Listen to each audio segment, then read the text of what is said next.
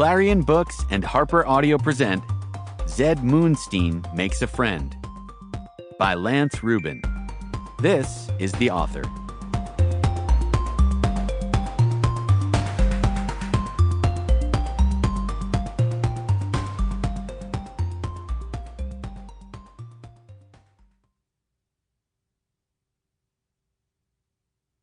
For Sly and Roger, for Katie, and for everyone who's ever had a tricky time making friends.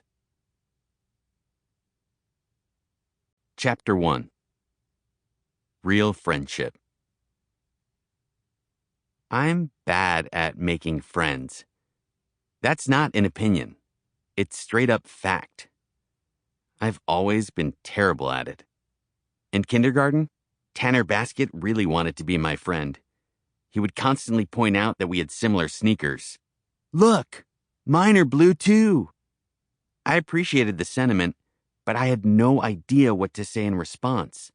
So I would scamper away and hide next to the Tiny Bricks Free Choice Center. Eventually, Tanner stopped trying. I felt a little bad, but mostly, I was relieved. Like, where was our friendship going to go from there? We have matching sneakers. Yeah. Is blue your favorite color too? Not really. My mom just ordered these for me because they were on sale. Oh. It's still pretty cool that they match though. I guess. In first grade, I thought Corey Wang had legit friend potential, mainly because he often sat by himself drawing weird pictures. He seemed creative and interesting and way chiller than Tanner Basket. So, a couple of weeks into the school year, I sat next to him during choice time. That's a cool witch, I said, looking over his shoulder. He looked up at me, an expression of terror and panic in his eyes. It's my mom! I froze, then crumpled into a ball and rolled away like a tumbleweed. In second grade, I spent 4 months observing Mia Tulip until I was positive we could be friends. She was funny, but not mean. She was nice, but not irritating. I sat next to her at lunch, and miraculously, conversation just flowed. We talked about fight or flight cards, which we both collected, and we even agreed on a trade. My Tristor for her Groove Belly.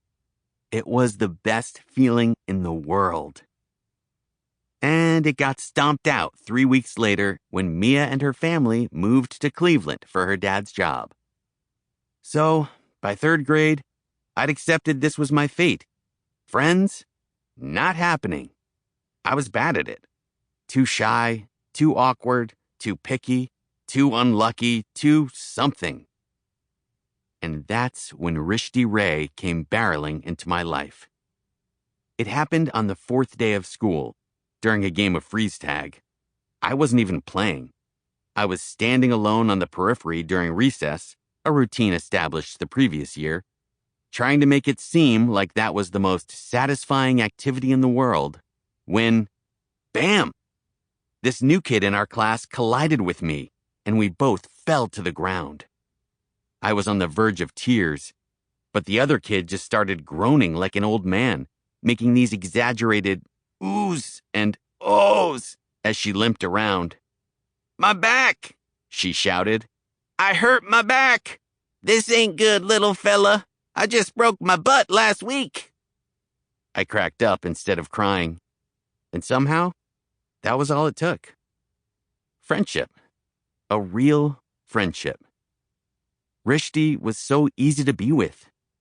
Whether we were dressing up as evil chefs, or playing hours of the board game Don't Do That, or making each other giggle with impressions of our classmates, or even just watching a movie on MonoStream, everything was just comfortable. Rishti saw who I was, and I saw who she was. I finally understood what it meant to have a best friend. Someone who you could rely on, who got you, who was always thinking the exact same thing you were, no matter how weird or random. We were best friends.